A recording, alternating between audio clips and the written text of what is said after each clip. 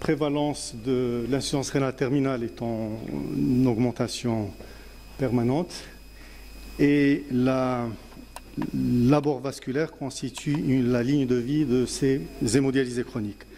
La communauté médicale doit accorder une importance capitale au capital vasculaire chez tous les patients, doit accorder également beaucoup d'attention à la gestion, à la confection des abords vasculaires, mais aussi à la gestion de leurs complications.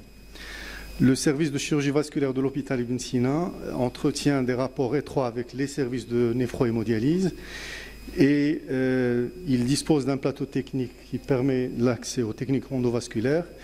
Et la gestion des abords vasculaires constitue d'une part une activité importante du service, mais c'est aussi, comme ça a été dit ce matin pour les lésions des artères iliaques, c'est vraiment un champ d'entraînement intéressant pour les résidents de chirurgie vasculaire. Il y a eu un petit travail qui a été fait qui est relativement ancien, par une néphrologue dans le service, où on voit un petit peu que finalement les sténoses, les thromboses et les anévrismes, qu'ils soient infectés ou non, constituent pratiquement les problèmes les plus souvent posés par ces abords vasculaires. En plus des problèmes d'hyperdébit et des problèmes d'ischémie qui sont moins fréquents. Et le tableau suivant montre que finalement, ce n'est pas très lisible, mais l'endovasculaire peut gérer les problèmes de sténose veineuse, mais ça peut gérer aussi les problèmes de thrombose, donc avec la double approche chirurgie endovasculaire, thrombectomie puis angioplastie, et c'est un moyen aussi de traitement des problèmes d'ischémie, et je ne vais pas les traiter dans cet exposé. Donc l'exposé sera centré essentiellement sur les problèmes de sténose veineuse qui constituent la complication la plus fréquente et c'est elle qui compromet l'avenir de l'abord. L'origine est difficile à préciser, mais c'est souvent soit une hyperplasie de jeu valvulaire, soit des problèmes liés à l'anatomie, soit des problèmes liés aux antécédents médicaux des patients. Donc, en particulier, quand il y a eu des ponctions, les problèmes de qualité des ponctions, les cathéters veineux centraux, la qualité de la veine elle-même, la technique chirurgicale lors de la confection de l'abord. L'enjeu majeur, c'est le dépistage précoce de ces sténoses avant la thrombose. Et l'évolution, si la sténose n'est pas traitée, l'évolution va se faire vers la thrombose. Et le traitement de cette sténose ou de la thrombose est endovasculaire et ou chirurgical. Alors, cliniquement, cette sténose va avoir une sémiologie assez parlante et évidente cliniquement, avec en amont de la sténose, la veine qui va être tendue, battante. Au niveau de la zone de sténose, on va sentir l'induration qui signe la fibrose. En aval, on aura une diminution du trill et du souffle habituel au niveau de ces fistules, avec le développement d'une circulation collatérale au niveau du dos de la main et de l'avant-bras. Sur cette image de veine basilique superficialisée, on voit cette partie, disons, post-anastomotique qui est très tendue, la zone de sténose et puis la partie aplatie de la veine post-sténotique. Donc la clinique est souvent parlante et on peut voir quand il s'agit d'une sténose plus ou moins proximale ou centrale, un œdème diffus du membre associé à des douleurs de ce membre. Il y a aussi des critères de dialyse qui signent et qui permettent de dépister les sténoses.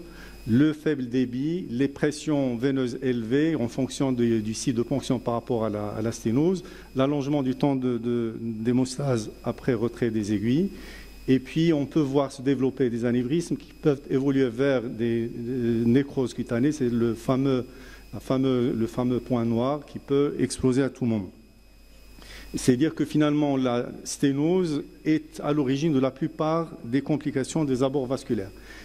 On perd dialyse et les machines d'hémodialyse permettent aussi de dépister ces lésions, en particulier sur des paramètres de qualité de la dialyse, et on a d'autres moyens de surveillance au niveau des machines. Et là, on voit un patient qui présente une sténose veineuse centrale avec un gros membre, et vous voyez cet aspect de point, je dirais, de faux anévrisme qui est en pré-rupture chez ce patient. Donc là, c'est évident, c'est une sténose veineuse centrale. Là, on a un syndrome d'hyperpression veineuse, au fait, c'est une sténose, mais avec un impact sur la main avec une ischémie veineuse de cette main. Alors, le dépistage précoce des sténoses, c'est le gage pour éviter justement la thrombose et la perte de l'abord. Le dépistage est fait cliniquement sur des paramètres d'hémodialyse par l'échodoppler, qui est un moyen très efficace de surveillance des abords vasculaires, mais qui a des limites concernant surtout l'analyse et l'étude des troncs veineux centraux. Alors, c'est un examen, donc il y a la fistulographie ou le contrôle angiographique des fistules artéroveineuses, qui est un examen morphologique capital qui va permettre de préciser les caractéristiques de la sténose, son siège, son étendue, la longueur, le degré, le nombre de sténoses. Et puis, sur ces images, on voit des sténoses, et c'est très classique, des sténoses veineuses juxta-anastomotiques. C'est quelque chose de très, très fréquent sur une fissule radiocéphalique. Et là, sur une fissule au pli du coude, une sténose là aussi, juxta-anastomotique. Et il faut dire que dans cette situation-là, l'endovasculaire a une place, alors que là, on privilégierait la réimplantation qui réglerait le problème. Alors, on peut avoir aussi des lésions, je dirais, plus proximales, soit sur une veine native, soit sur une ligne artério-veineuse avec des lésions sur la veine post-anastomotique. On peut avoir des lésions donc, de la veine post-anastomotique sur une ligne artério-veineuse, et la gestion de ces lésions, de ces sténoses, fait appel aux techniques endovasculaires. Ça suppose qu'on doit être équipé d'un disons, de moyens d'imagerie. Dans notre cas, c'est un amplificateur mobile vasculaire avec une table carbone. C'est des investissements qui sont relativement lourds avec toute la panoplie des équipements d'endovasculaire classiques.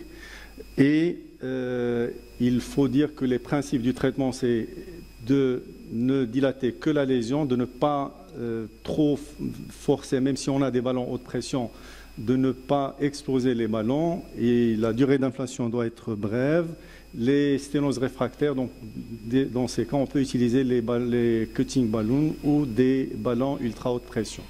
Alors, les contre-indications à l'angioplastie, c'est les infections locales, les troubles sévères de la coagulation, l'association d'une sténose et d'un vol, parce qu'on risque de majorer les signes d'ischémie distale de la main, l'anastomose récente de moins de 15 jours, une fissule immature de moins de 2 mois, des sténoses très longues et avec occlusion chronique, et généralement là, c'est des limites à la recanalisation, et les hyperdébits, parce que la levée de la sténose majore les signes d'hyperdébit et le retentissement cardiaque.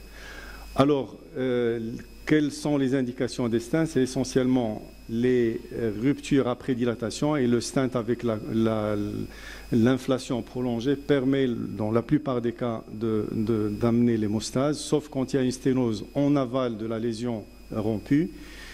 Pour les anévrismes, même pour les ruptures, on peut avoir recours à des stents couverts, des sténoses résiduelles supérieures à 30%, les resténoses précoces ou itératives. Et là, c'est des indications de stenting. Alors, les contre-indications des stents, c'est les zones de ponction, sauf nécessité absolue, les zones de flexion, et puis un stent ne doit pas être posé dans une zone où il va compromettre l'utilisation du site pour un abord ultérieur, en particulier les bifurcations et les zones d'abouchement des veines, en particulier la cubitale au niveau du réseau profond, ou pour les veines basiliques au niveau de la veine axillaire. Quelques images donc là où on voit une sténose et le résultat après dilatation. Un autre cas de sténose sur une veine post-anastomotique, sur une ligne artério-veineuse, et le résultat après dilatation.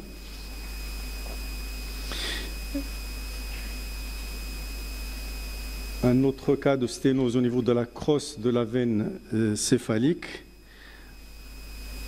Là, c'est un cas d'une thrombose d'une veine basilique sur une fissule humérobasilique. c'est ça avec, donc on voit la thrombose sur une ponction rétrograde, la thromboaspiration par l'introducteur, la dilatation et la récupération de l'abord. Là, c'est on voit l'empreinte sur une dilatation d'une crosse. Là, c'est une sténose sur une ligne artério-veineuse, mais qui a été entretenue depuis pratiquement 4 ans, avec déjà ici la pose d'un stent, et on voit une sténose intrastent. Et là, la dilatation de la sténose intrastent avec un bon contrôle angiographique. Et c'est un abord qui est l'approche endovasculaire a permis de maintenir cet abord perméable depuis à peu près 4 ans. Alors on peut avoir des thromboses de veine centrale, en particulier chez cette patiente qui avait un pacemaker, une thrombose du tronc veineux brachiocéphalique droit. On voit le résultat après dilatation. Alors les complications, on peut avoir une rupture de la veine, on peut avoir des faux anévrismes au niveau du site dilaté après dilatation, on peut avoir l'éclatement du ballon avec une embolisation à distance, on peut avoir la thrombose disons, de l'abord, et on peut avoir des saignements au point de ponction, mais généralement, chez ces patients chez qui on utilise des introducteurs, disons, avec des franges assez élevées, parce que les ballons sont des gros ballons, on met des points. On peut avoir aussi une rupture carrément de la veine, comme chez cette patiente. On voit ici la rupture, il y avait au fait une fracture du stent et, avec une sténose intrastent, et on a eu cette rupture qui a été traitée par inflation prolongée et mise en place d'un autre stent avec un bon résultat. Chez certains patients qui ont une allergie à l'iode, on utilise l'allergie aux produits iodés, parce que ce n'est pas une allergie à l'iode. On a recours à des angioplasties sous contrôle échographique, et c'est juste pour faire le lien avec la communication qui va suivre, avec de bons résultats pour les lésions périphériques. On voit ici le contrôle péréchographique. Donc, pour conclure, je dirais que l'endovasculaire, c'est un apport considérable dans la gestion des complications des abords vasculaires. Le dépistage et le traitement de ces sténoses requièrent une approche multidisciplinaire. Et c'est le rôle justement des sociétés savantes de vulgariser ces techniques qui sont relativement simples et qui sont vraiment accessibles, et on va le voir, qui peuvent devenir non dépendants d'un plateau technique sophistiqué, comme on va le voir dans la communication qui va suivre. Je vous remercie.